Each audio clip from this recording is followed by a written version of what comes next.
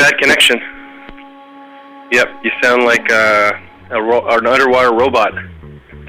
Hi, my name is Matthew Woodley. I'm from Plants and Animals, and you're listening to The Interview Show.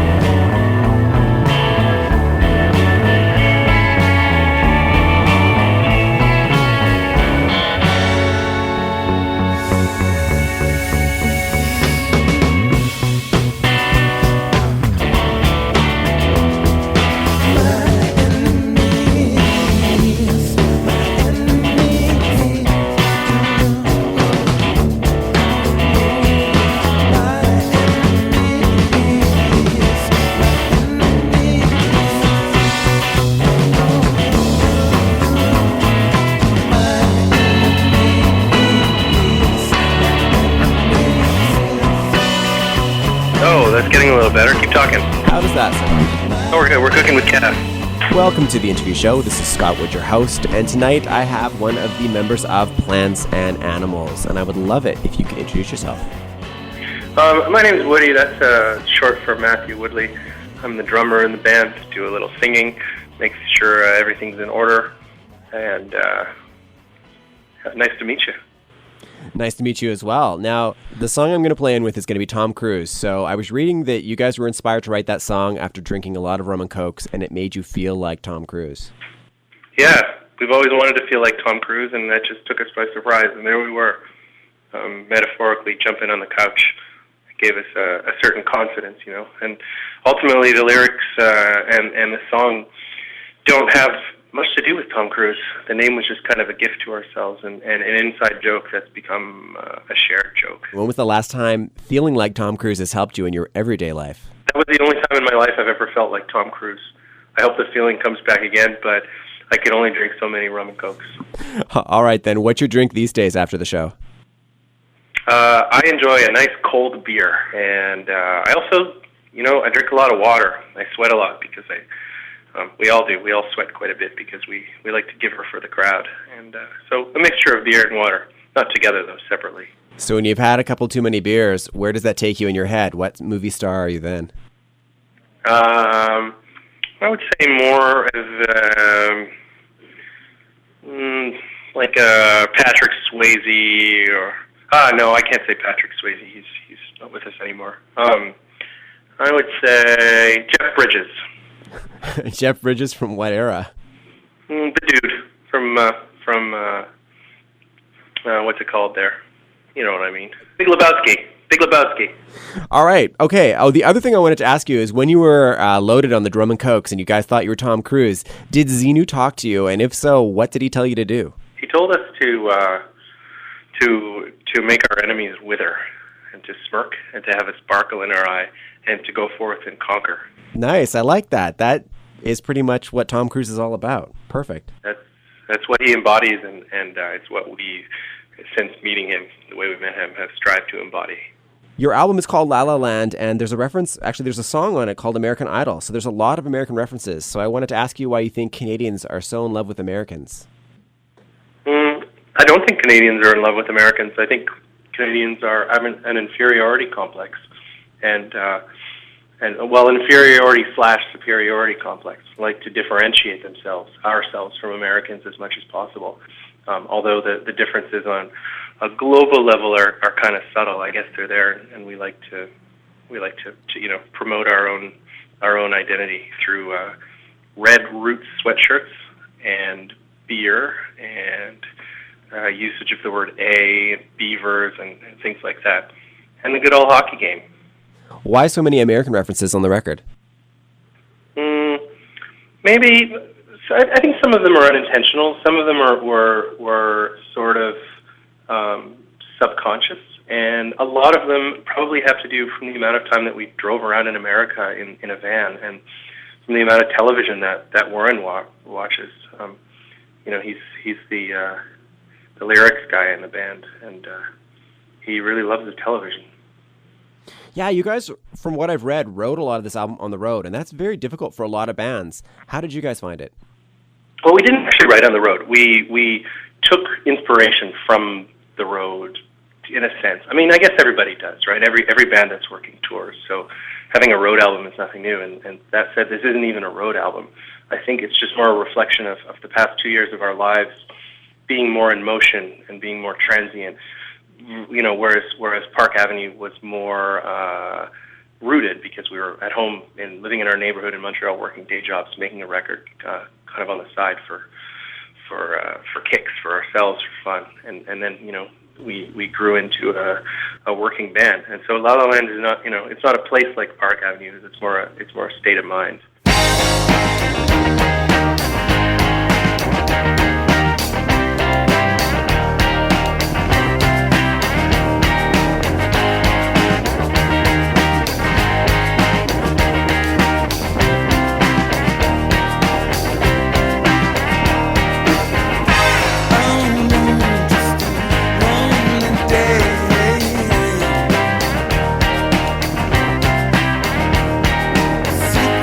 Change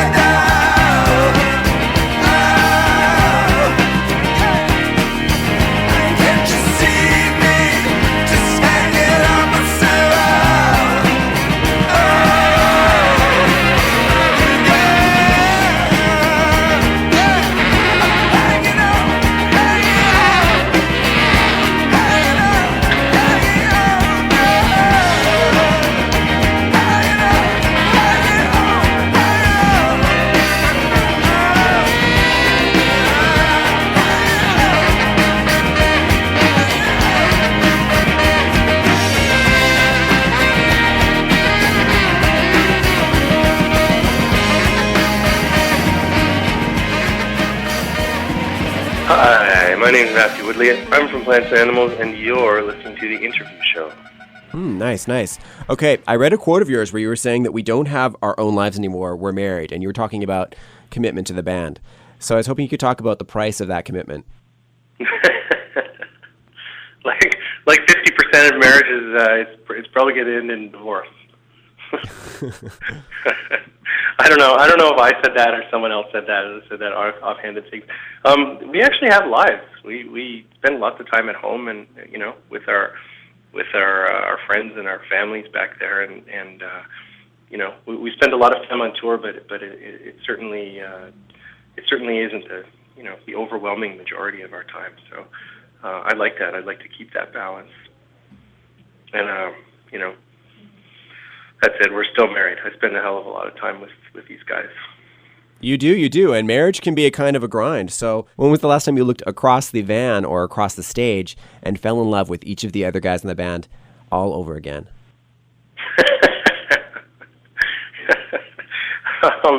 Hey, last night in Victoria, I looked across at Nick, and he's such an idiot. So he was moving and playing, and the look on his face, and I laughed out loud while I was playing. I LOL'd, and I just thought in my mind, God, Nick, I love you. Okay, that's Nick down. Or enough. God, don't get me started. Probably recently. Okay, so come on, I'm looking for a moment here. You're looking for a moment of love and connection? Yeah, when was the last time he did something that reminded you why you have a healthy band marriage? Okay, last night too. I can only remember one show back at a time, but his voice has been kind of in and out these days.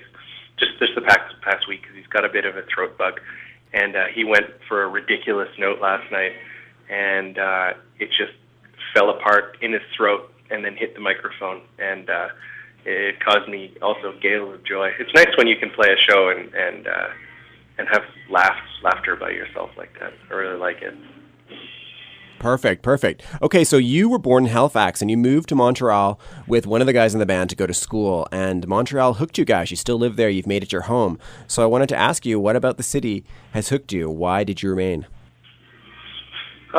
We both moved there initially for the same reason, and that was Montreal as much as it was for school. Definitely for me. I've always had a kind of a, when I was growing up, I used to go to Montreal with my family a lot, or drive through on the way to other places in Canada. And I kind of developed this I don't know, romantic attachment with the city, even just as an 8-year-old and a 12-year-old. And so when I was 18 and had grown up in Nova Scotia and lived all my life there, in a very beautiful but very isolated place, I had that typical 18-year-old urge to go and live somewhere else. And, I decided I wanted to go to school and not backpack around Europe or Peru or Zimbabwe. And so Montreal was, kind of an otherworldly, in a small way, place compared to Halifax. And then the school thing fit, too. We stuck around, Yeah, so what is it that made you stay? The poutine and the various. It's a great city. It's my favorite city in this country by far. I love it. It's an easy place to be an artist, to make music because it's cheap. People are laid back. People have a good sense of something. There's this je ne sais quoi about the place that I like, with steering away from all the stereotypes that people throw onto Montreal. And it's true that the music scene's good, because it is good. Yeah, no one can deny that. I was interviewing Shout Out, and one of the guys in the band was laughing because Edmonton was losing a lot of people in the artistic community because he was laughing at them, saying that they all become cliches. They move to Montreal, grow a mustache, get a backpack, and ride a bicycle around. So if I want to ask you, what's it like to live in that environment? Yeah, I live in the neighborhood Mile End where a lot of those people end up, and there's a pretty heavy mustache to non-mustache ratio on the 18 to 35 crowd. So it's starting to go out of vogue, thank God. And well, actually, I don't care. If you want a mustache, grow a mustache. Grow a hockey goatee or a sideburn. I'm all right with all of it. I don't even. I have kind of long established friends there now, and and a small town within another small town being Anglophone Montreal. And so, you know, if I hang with the same people a lot, if I meet new people, all the better. Hi, my name is Matthew Woodley. I'm from Plants and Animals, and you're listening to The Interview Show.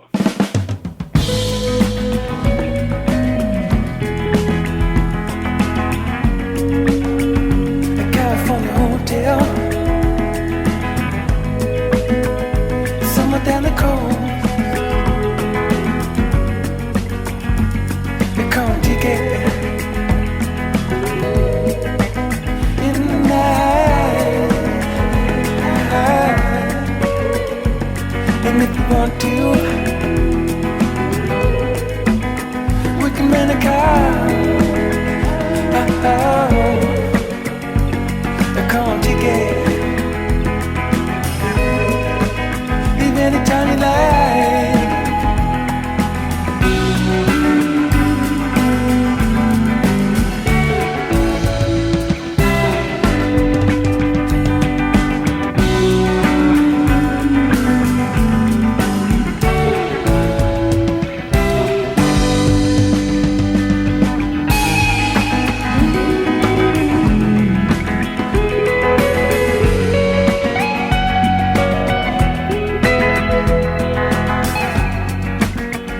Shows in San Francisco,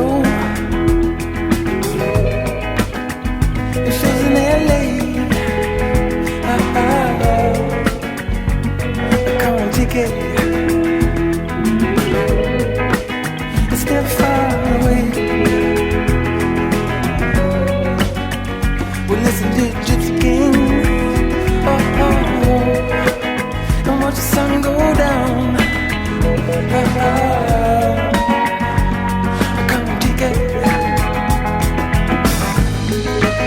Leave anytime you like.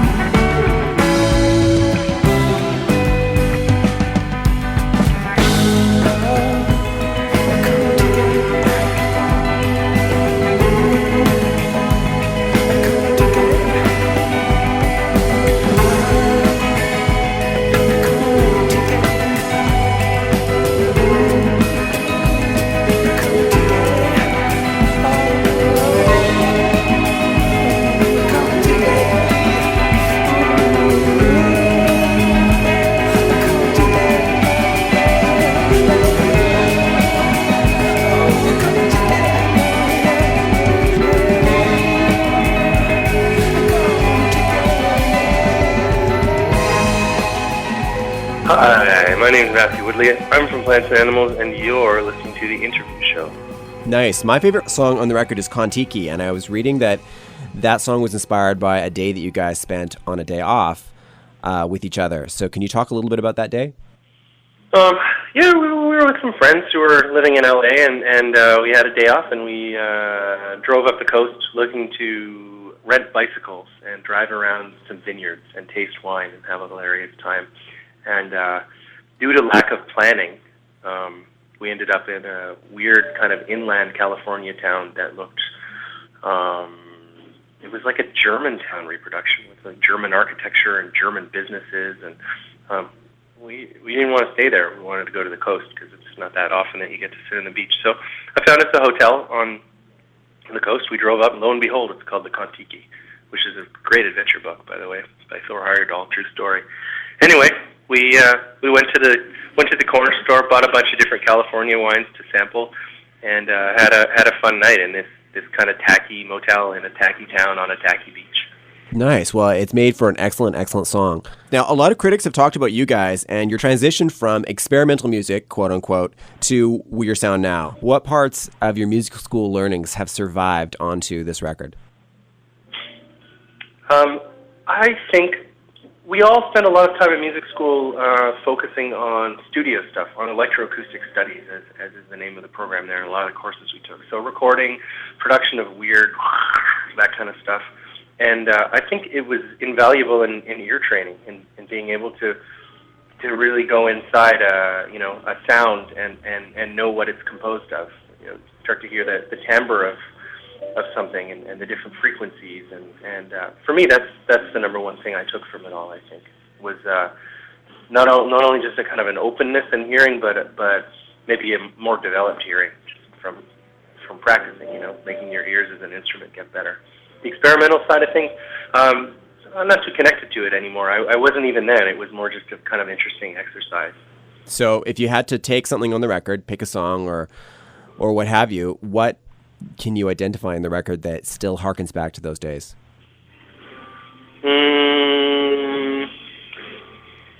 I don't know. I guess still a little bit of a tendency to stretch things out, or to have a song that isn't simply verse chorus or beginning middle end, but to have 2 or 3 part songs, something like that. But on the other hand, I think we've all kind of settled down. The urge to be original and different and experimental has dwindled, and I think we're all kind of attracted to simplicity, which is deceivingly difficult, and to finding things that are catchy, not in just a kind of pop sugary way, but in a way that that still gets under people's skin. So I think that's been more the focus, to go back to just the music that we liked when we were kids, and not try to get too crazy on it. So I'd love to end the show with the guest picking a song off the record and then talking a little bit about that song as we play out. What about Fake It?